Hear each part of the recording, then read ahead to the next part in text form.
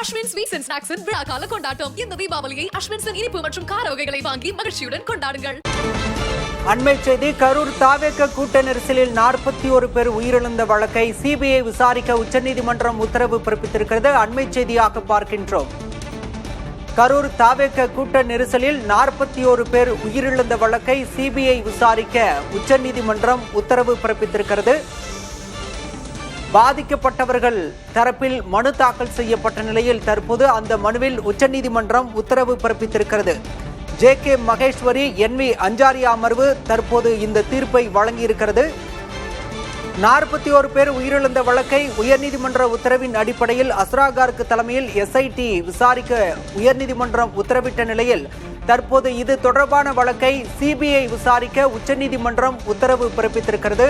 கரூர் கூட்ட நெரிசல் சம்பவத்தில் அதிரடி தீர்ப்பை உச்சநீதிமன்றம் பிறப்பித்திருக்கிறது. விவரங்களோடு செய்தியாளர் கணபதி இணைந்திருக்கிறார். கணபதி, தற்போது நீதிமன்றம் உச்சநீதிமன்றம் CBI விசாரிக்க உத்தரவிட்டிருக்கிறது. தீர்ப்பின் விவரம். இந்த வழக்கின் விசாரணை தற்போது CBI வசம் ஒப்படைக்கப்படுகிறது. CBI இந்த வழக்கை விசாரிக்க வேண்டும் என உச்சநீதிமன்றம் உத்தரவிட்டிருக்கிறது.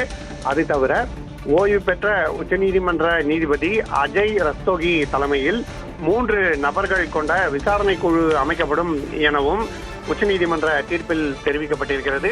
மிகவும் முக்கியத்துவம் வாய்ந்த தீர்ப்பை நீதிபதி மகேஸ்வரி அமர்வு அளித்திருக்கிறது. இந்த வழக்கிலே தாவேகா கோரிக்கை ஏற்கப்பட்டிருக்கிறது என்ற சூழல் தற்போது ஏற்பட்டிருக்கிறது. தமிழ்நாடு காவல்துறையினர் இந்த வழக்கை விசாரித்தால் உண்மைகள் வெளிவருமா என்ற கேள்வி எழுப்பப்பட்ட நிலையிலே CBI விசாரணை நடத்தட்டும் என தற்போது உச்சநீதிமன்றம் உத்தரவிட்டிருக்கிறது. ஆகவே அரசியல் ரீதியாக மிகுந்த முக்கியத்துவம் வாய்ந்த இந்த வழக்கிலே தற்போது அதிரடி உத்தரவை உச்சநீதிமன்றம் பிறப்பித்திருக்கிறது. இந்த வழக்கு தற்போது அஸ்ராகர்க் தலைமையிலான சிறப்பு புலனாய்வு குழுவிடம் இருக்கிறது. விரைவிலேயே அது தமிழ்நாடு அரசு காவல்துறையைச் சேர்ந்த இந்த அதிகாரிகளின் விசாரணையில் இருந்து CBI விசாரணைக்கு மாற்றப்படும். CBI தொடர்ந்து விசாரணையை நடத்தும் என்கிற சூழல் ஏற்பட்டிருக்கிறது. கணபதி, தாவேக தரப்புல இன்னொரு கோரிக்கையும் முன்வைக்கப்பட்டிருந்தது. விஜய் தொடர்பான கருத்துக்களை சென்னை உயர்நீதிமன்றம் தெரிவித்த கருத்துக்களை நீக்க வேண்டும் அப்படிங்கிற கோரிக்கையும் முன்வைக்கப்பட்டிருந்தது. அது தொடர்பாக நீதிபதிகள் ஏதேனும் உத்தரவு பிறப்பித்திருக்கிறார்களா? ஆரம்பத்திலே முதலிலே இந்த முக்கியத்துவமான வாய்ந்த உத்தரவை உச்சநீதிமன்றம் பிறப்பித்திருக்கிறது. அதாவது முக்கிய கேள்வி, இந்த வழக்கின் விசாரணை தற்போதைய நிலையிலே தொடர வேண்டுமா அல்லது CBI விசாரிக்க வேண்டுமா என்று. அதற்குத்தான் தற்போது CBI விசாரணை நடைபெற வேண்டும் என உச்சநீதிமன்றம் பதிலளித்திருக்கிறது. உச்சநீதிமன்றம் CBI விசாரணைக்கு உத்தரவிட்டிருக்கிறது. அதை தவிர அந்த விசாரணையை கண்காணிக்க குழு ஒன்றை அமைத்திருக்கிறது. அந்த குழு முன்னாள் உச்சநீதிமன்ற நீதிபதியான அஜய் ரஸ்தோகி தலைமையில் செயல்படும் 3 நபர்கள் கொண்ட அந்த குழு CBI விசாரணையை கண்காணிக்கும்.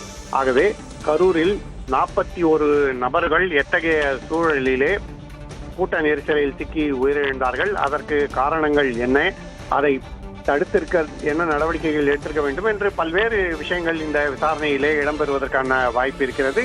என்னென்ன காரணங்கள், என்ன காரணங்களால் அப்படி நடைபெற்றது, என்னென்ன நடவடிக்கைகள் எடுக்கப்படாததால் இந்த அசம்பாவிதம் நிகழ்ந்தது என்ற பல்வேறு அம்சங்களை இந்த CBI விசாரணை உட்கொண்டதாக இருக்கும்.